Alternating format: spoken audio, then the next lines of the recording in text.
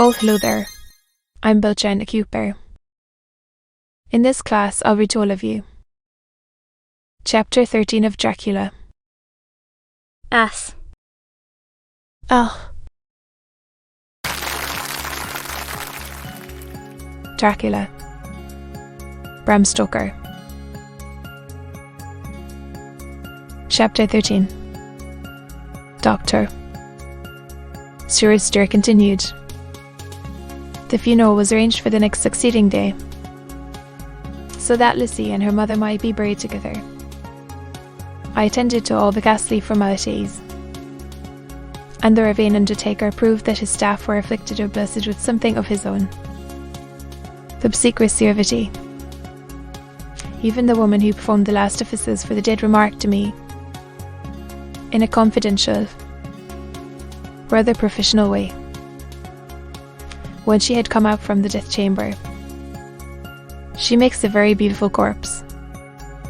Darrow, it's quite a privilege to attend on her." I noticed that Van Helsing never kept far away.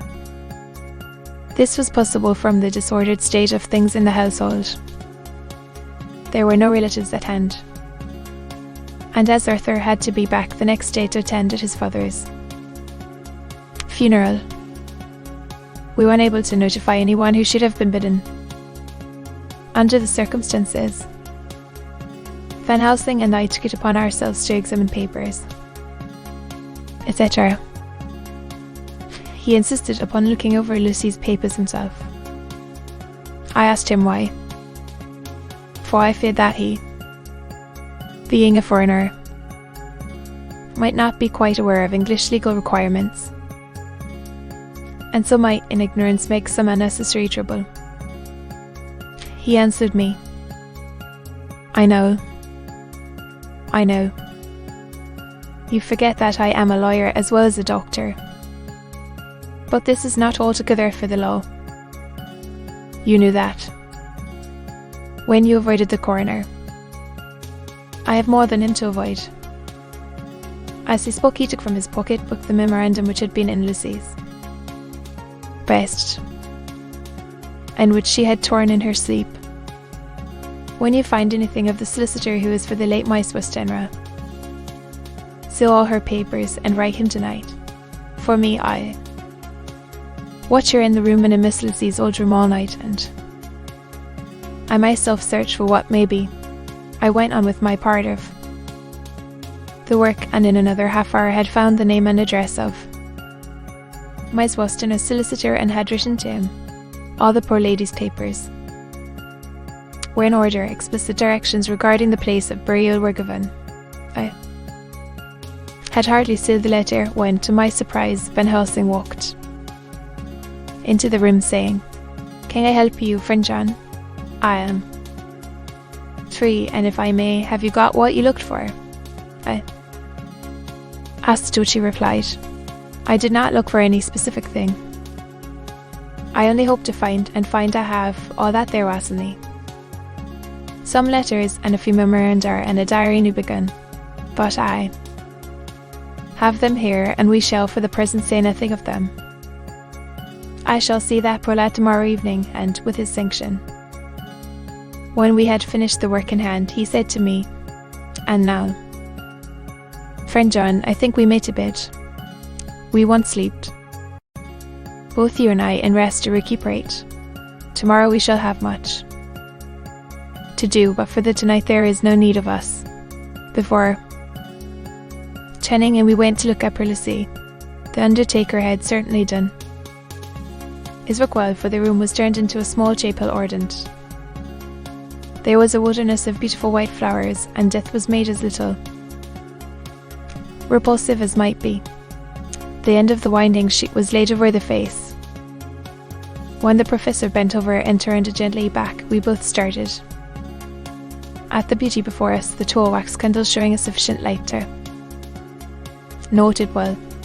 All Lucy's loveliness had come back to her in death, and the hours that had passed, instead of leaving traces of decay's effacing fingers, had but restored the beauty of life, till positively I could not believe my eyes that I was looking at a corpse. The professor looked sternly grave. A. Had not loved her as I had, and there was no need for tears in his eyes. He said to me, remain till I return, and left the room. He came back with a handful of wild garlic from the box, waiting in the hall, but which had not been opened, and placed there. Flowers amongst others on and around the bed.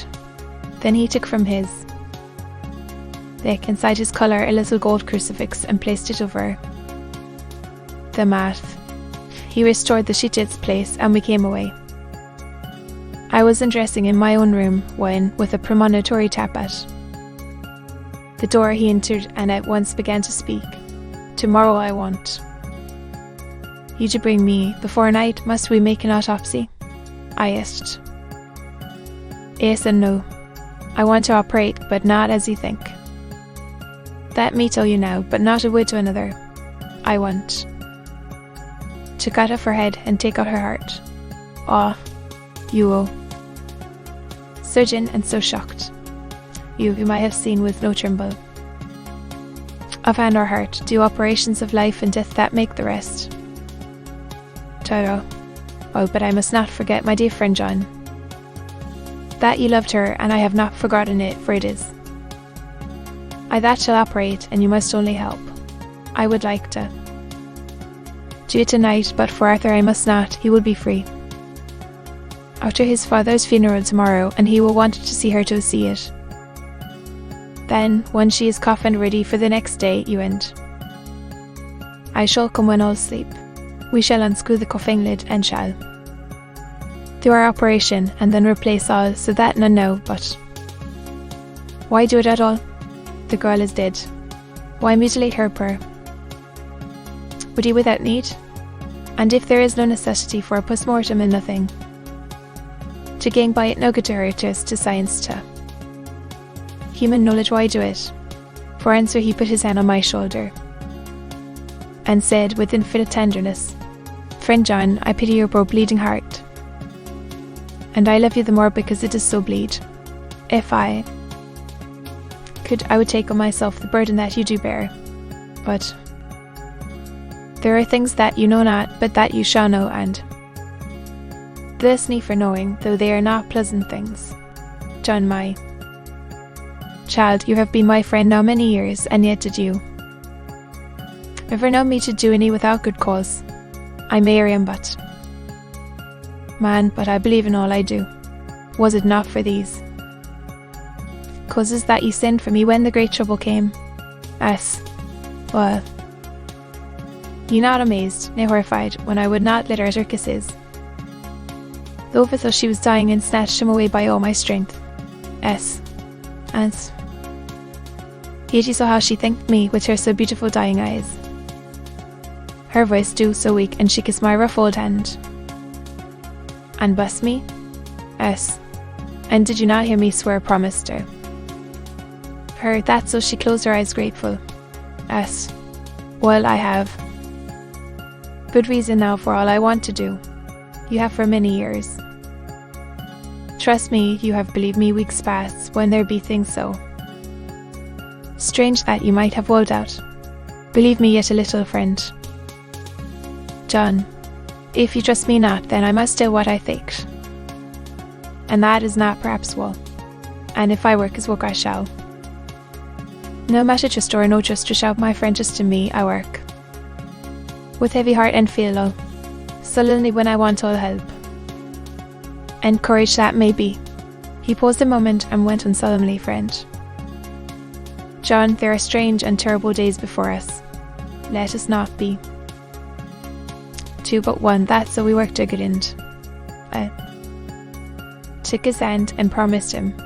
I held my door open as he went away, and watched him go into his room and close the door. As I stood without moving, I saw one of the maids pass silently along the passage and shut her back towards me, so did not see me and go into the room where Lucy lay. The sight touched me. Devotion is so rare, and we are so grateful to those who show it, and as to those we love. Here was a poor girl putting aside the terrors which she naturally had of death to go watch alone by the bier of the mistress whom she loved, so that the poor clay might not be lonely till they did eternal rest. I must have slept long and soundly, for it was broad daylight one ven. Alsing waked me by coming into my room. He came over to my bedside and said, "You need not trouble about the knives, why not?" I asked. The very solemnity of the night before had greatly impressed me, because he said sternly, "It is too late, you're too early, see." He held up the little golden crucifix. How stolen, I asked in wonder, because I get it. Back from the witless rich who stole it, from the woman who robbed the dead and the living. Her punishment will surely come, but not through me.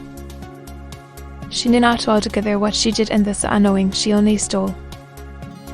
He went away on the word, leaving me with the new mistreater. Think of a new puzzle to grapple with. The forenoon was a dreary time. But at noon the solicitor came, Mr. Marquand of Walman, sons Marquand and Littledale. He was very genial and very appreciative of what we had done, and took off our hands all cares as to details. During lunch he told us that my spouse dinner had for some time expected sudden death from her heart, and had put her affairs in absolute order. He informed us that, with the exception of a certain entailed property of Lucy's father's, which now, in default of direct issue, went back to a distant branch of the family, the whole estate, real and personal, was left absolutely to Arthur Homewood.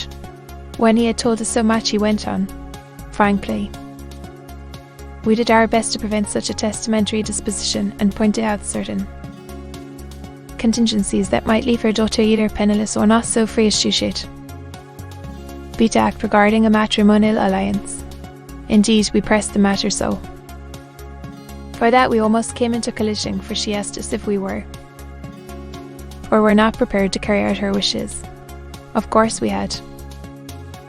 Then no alternative but to accept.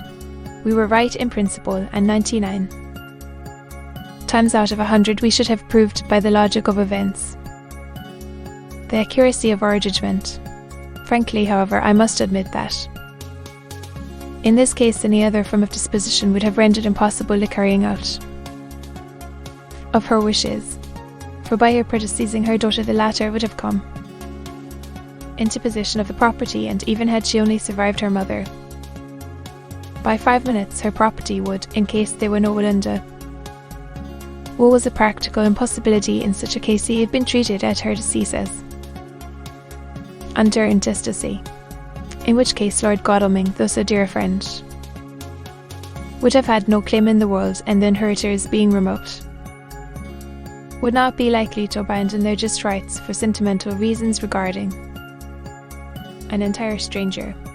I assure you, my dear sirs, I am rejoiced at the result. He was a good fellow, but his rejoicing at the one little part in which he was officially invested of so great a tragedy was an object lesson in the limitations of sympathetic understanding.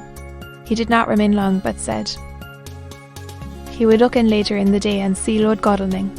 His coming, however, had been a certain comfort to us, since it assured us that we should not have to dread hostile criticism as to any of our acts.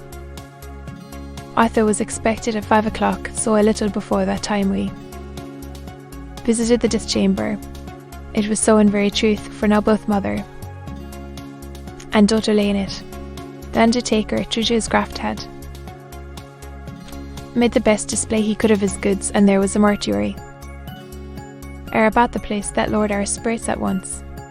Van Helsing ordered the former arrangement to be adhered to, explaining that, as Lord Godalming was coming very soon, it would be less harrowing to his feelings to see all that was left of his fine quite alone.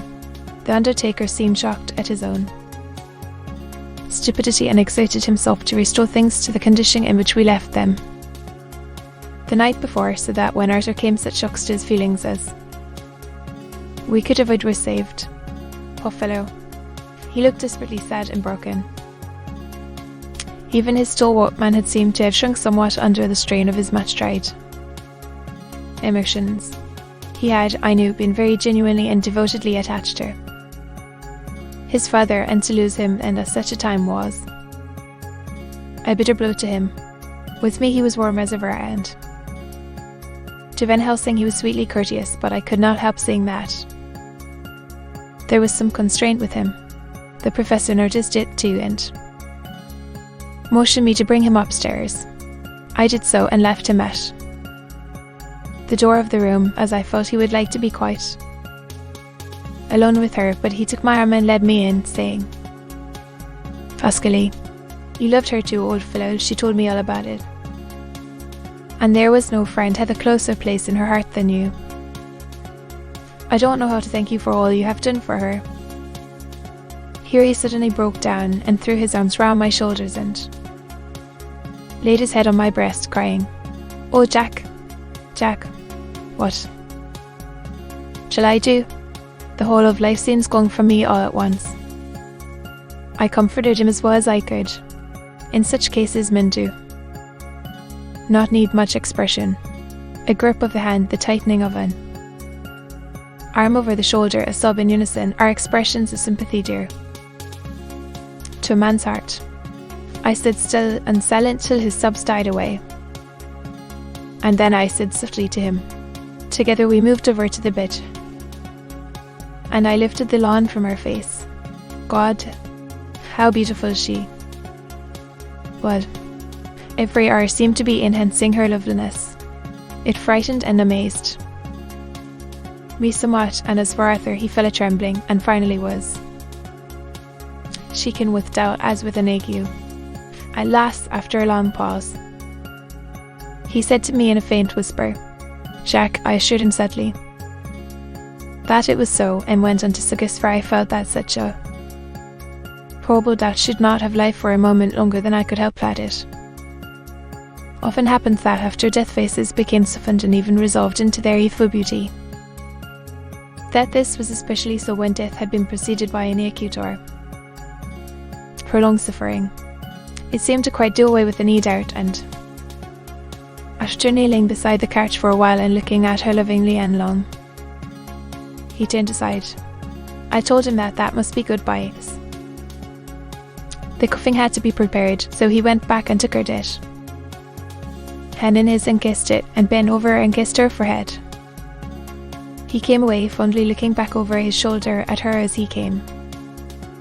I left him in the drawing room and told Van Helsing that he had said goodbye, so the latter went to the kitchen to tell the undertaker's men to proceed with the preparations and to screw up the cuffing. When he came out of the room again, I told him of Arthur's question, and he replied, I'm not surprised. We all dined together, and I could see that poor Art was trying to make the best of things. Van Helsing had been silent all dinner time, but when we had lit our cigars, he said, "Lord, but..." Arthur interrupted him. No, not that, for God's sake. But yet, at any rate, forgive me, sir, I did not mean to speak offensively, the professor answered very sweetly. I only used that name because I was in doubt. I must not call you Mr., and I have grown to love you, my dear boy. Arthur held out his hand and took the old man's warmly. Call me what you will, he said. I hope I may always have the title of a friend, and let me say that I'm at a loss for words to thank you for your goodness to my poor. There. He paused a moment and went on. I know that she understood your goodness even better than I do, he answered with a grave kindness. Though it was hard for you to quite trust me then, for to trust such violence needs to understand, and I take it that you do not, that you cannot trust me now, for you do not yet understand. And there may be more times when I shall want you to trust, when you cannot and may not and must not yet understand. But the time will come when your trust shall be whole and complete in me, and when you shall understand as though the sunlight himself shone through. Then you shall bless me from first to last for your own sake, and indeed, sir, said Arthur warmly, I shall and always trust you. I know and believe you have a very noble heart, and you are Jack's friend, and you are hers. The Professor cleared his throat a couple of times as though about to speak, and finally said, "You know that my snow, poor dear, and as it is all yours, you have a right to deal with it as you will.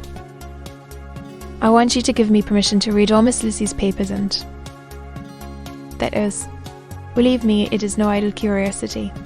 I have a motive, of which be sure she would have approved. I have them all.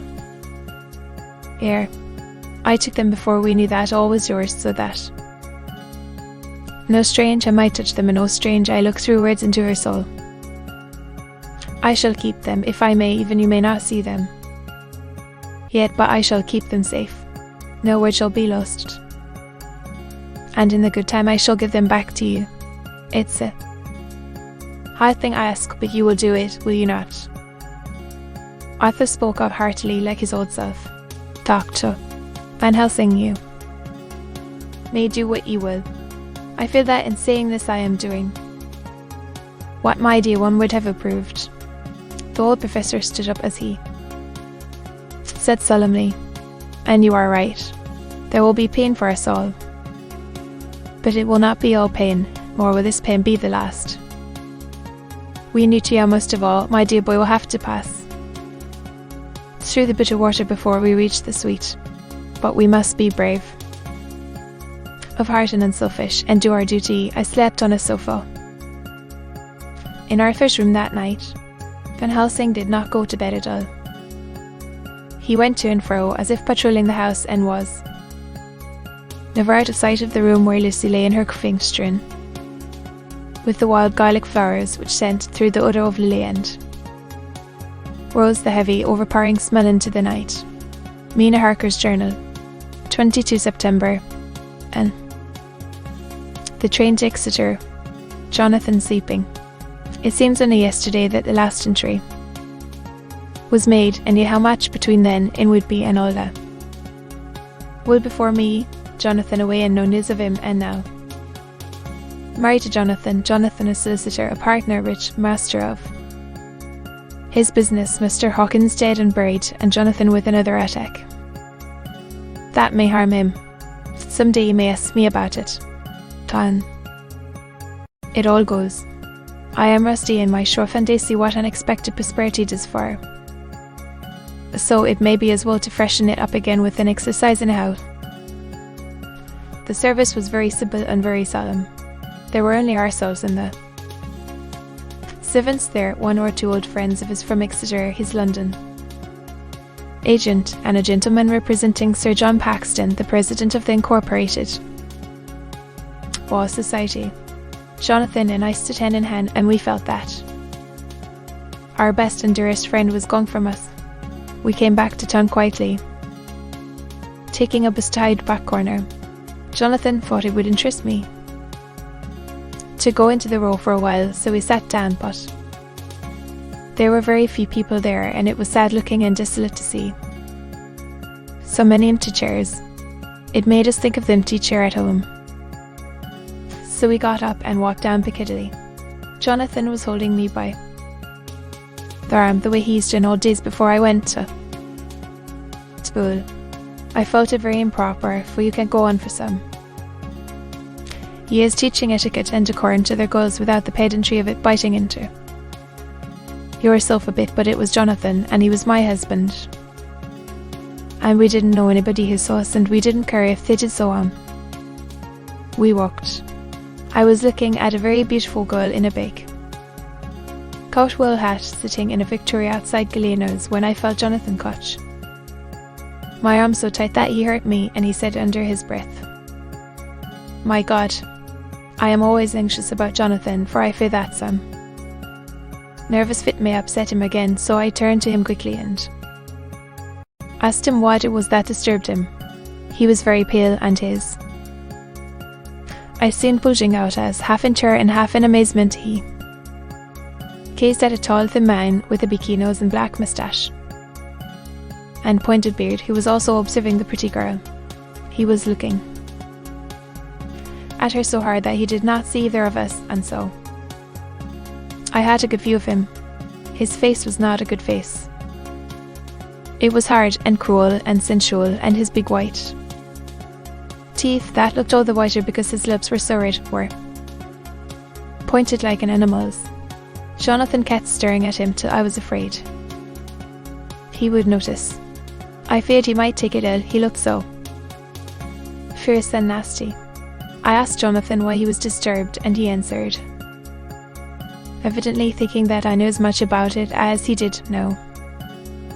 Dear, I said, I don't know him, who is it?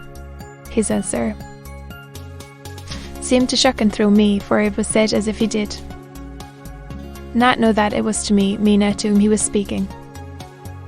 The poor dear was evidently terrified as something very greatly terrified, I do believe that. If he had not had me to lean on and to support him, he would have sunk down.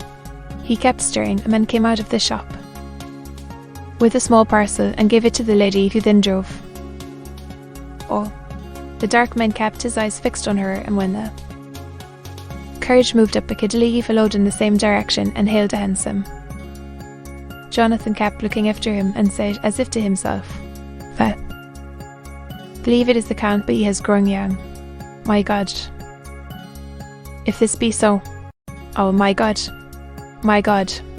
if I only knew, if I only knew. He was distressing himself so much that I feared to keep his mind on the subject by asking him any questions, so I remained silent. I drew him away quietly, and he, holding my arm, came easily. We walked a little further and then went in and sat for a while in the Green Park. It was a hot day for autumn, and there was a comfortable seat in a shady place. After a few minutes staring at nothing, Jonathan's eyes closed, and he went quietly into a sleep with his head on my shoulder. I thought it was the best thing for him, so did not disturb him. In about 20 minutes he woke up and said to me quite cheerfully, Why, Mina, have I been asleep? Oh, do forgive me for being so rude. Come and we'll have a cup of tea somewhere. He had evidently forgotten all about the dark stranger, as in his illness he had forgotten all that this episode had reminded him of. I don't like this lapsing into forgetfulness. It may make or continue some injury to the brain. I must not ask him, for fear I shall do more harm than good, but I must somehow learn the facts of his journey abroad. The time is come, I fear, when I must open that parcel and know what is written. Well, Jonathan, you will, I know, forgive me if I do wrong, but it is for your own dear sake. Later, a sad homecoming in every wife. House empty of the dear soul who was so good to us, Jonathan still pale and dizzy under a slight relapse of his malady, and now a telegram from Van Helsing, whoever he may be. You will be grieved to hear that my Swiss dinner died 5 days ago, and that Lissy died the day before yesterday. Oh, what a wealth of sorrow in a few words. Borrow my Swiss dinner. Poor Lucy, bon gone, never to return to. What? And poor Arthur, to have lost such sweetness out of his life. God help us all to bear our troubles. Dr. Seward's diary. 22 September. It is all over. Arthur has gone back to Ring and has taken Quincy Morris with him. What a fine fellow is Quincy. I believe, in my heart of hearts, that he suffered as much about Lucy's death as any of us, but he bore himself through it like a moral Viking. Oh, America can go on breeding men like that, she will be a parian. The world indeed. Van Helsing is lying down, having a rest preparator. His journey. He goes over to Amsterdam tonight, but says he returns tomorrow night, that he only wants to make some arrangements which can only be made personally. He is to stop with me then, if he can. He says he has work to do in London, which may take him some time. Poor old fellow.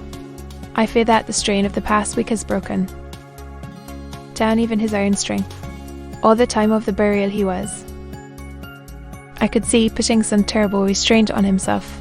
When it was all over, we were standing beside Arthur, who, poor fellow, was speaking of his part in the operation where his blood had been transfused to his Lucy's veins. I could see Van Helsing's face grow white and purple by turns.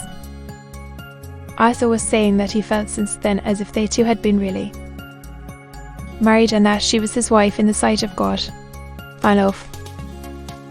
I said a word of the other operations, and none of us ever shall. Arthur and Quincy went away together to the station, and Van Helsing and I came on here. The moment we were alone, in the courage he gave way to a regular fit of hysterics. He has denied to me since that it was hysterics, and insisted that it was only his sense of humour asserting itself under very terrible conditions.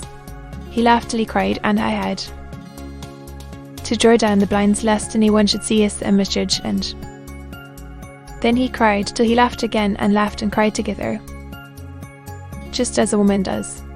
I tried to be stern with him, as one is to a woman under the circumstances, but it had no effect. Men and women are so different in manifestations of nervous strength or weakness.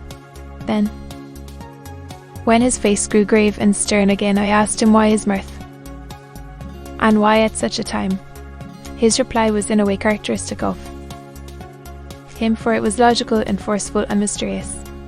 He said, "Ah, you don't comprehend, friend John. Do not think that I am not sad, though I laugh.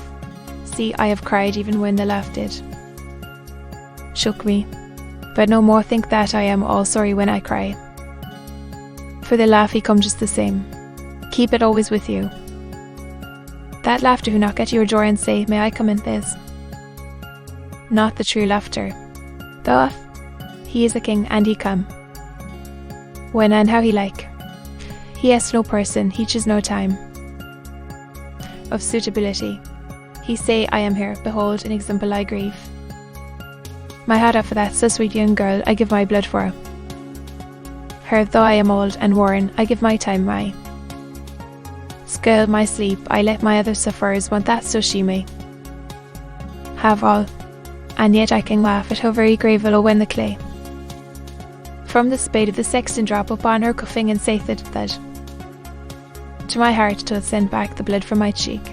I heart bleed for that poor boy, that dear boy, so of the age of mine own boy, had I been so blessed that he live, and with his hair and eyes the same. There, you know now why I love him so. And yet when I say things that touch my husband heart to the quick, I make my father hearty unto him as to no other man, and it even to you, friend John, for we are more level in experiences than father into it. Even as such moment king laugh, he come to me and shout and bellow in my ear, here I am, till the blood come thence back, and bring some of the sunshine that he carry with him to my cheek. Oh, friend John, it is a strange world, a sad world, a world full of miseries and woes and troubles, and yet when King Laugh come, he make them all dance to the tune he play. Bleeding hearts and dry bones of the churchyard, and tears that burn us, they follow dance together to the music that he make with a smileless mouth of. And believe me, friend John, that he is good to come, and kind. Ah, we men and women are like ropes drawn tight, with strain that pull us different ways. Then tears come, and like the rain on the ropes, they brace us up until perhaps the strain become too great and we break. But King Laugh, he come like the sunshine, and he's off the strain again, and we bear to go on with our labour. I did not like to wound him by pretending not to see his idea, but as I did not yet understand the cause of his laughter, I asked him. As he answered me, his face grew stern, and he said in quite a different tone, "Oh, it was thou. Grim irony of it, doth I so lovely lady garlanded with flowers, that looked so fair as life, till one by one we wondered if she were truly dead.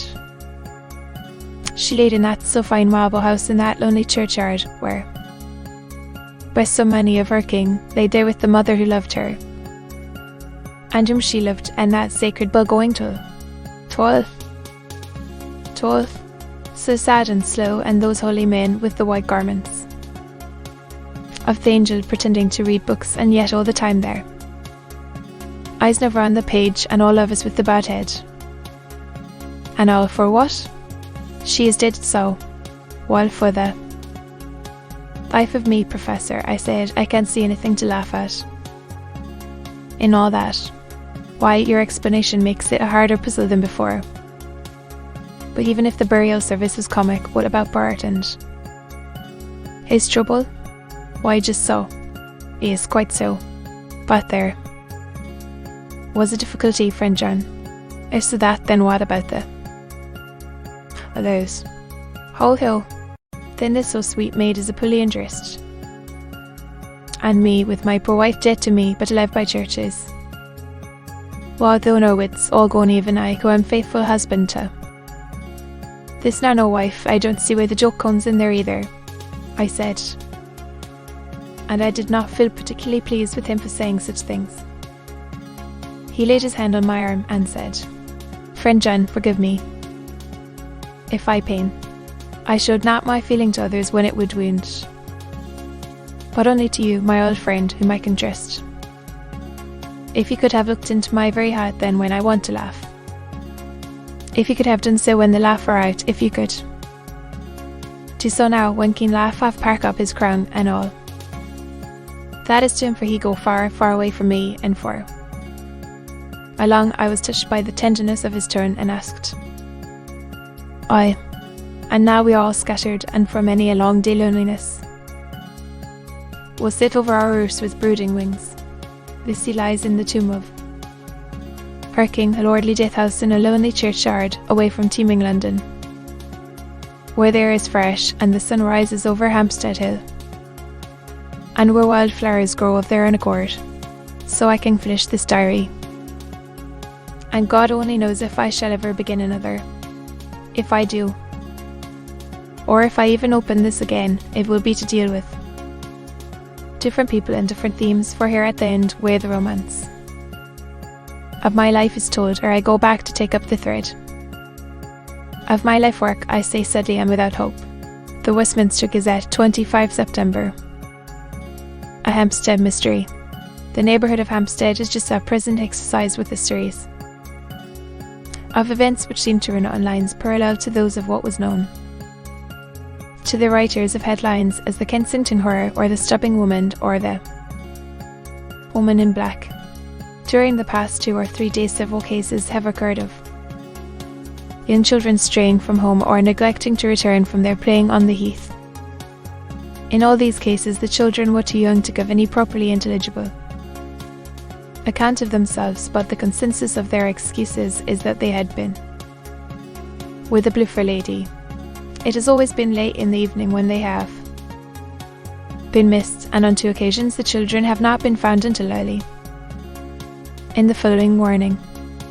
It is generally supposed in the neighbourhood that, as the first child misgave us his reason for being away, that the Bluffer lady had asked him to come for a walk, the others had picked up that phrase and used it as occasion served. This is the more natural, as the favourite game of the little ones at present is luring each other away by whiles. A correspondent writes us that to see some of the tiny tots pretending to be the Bluffer lady is supremely funny. Some of our caricaturists might, he says, take a lesson in the irony of Grotus by comparing the reality and the picture. It is only in accordance with general principles of human nature that the Bluffer lady should be the popular at these al fresco performances. Our correspondent novelty says that even a Linturi could not be so winningly attractive as some of these grubby-faced little children pretending to even imagine themselves to be. There is, however, possibly a serious side to the question, for some of the children, indeed, all who have been missed at night, have been slightly torn or wounded in the throat. The wound seems such as might be made by a rat or a small dog, and although of not much importance individually, would tend to show that whatever animal inflicts them has a system or method of its own. The police of the division have been instructed to keep a sharp lookout for straying children, especially when very young, in and around Hampstead Heath and for any stray dog which may be about. The Westminster Gazette, 25 September. Extra special. The Hampstead Horror. Another child injured. We have just received intelligence that another child missed. Last night was only discovered late in the morning under a furze bushette. The shooters the side of Hampstead Heath, which is perhaps less frequented than the other parts. It has the same tiny wound in the throat as has been noticed in other cases. He was terribly weak and looked quite emaciated. It too, when partially restored. To be continued.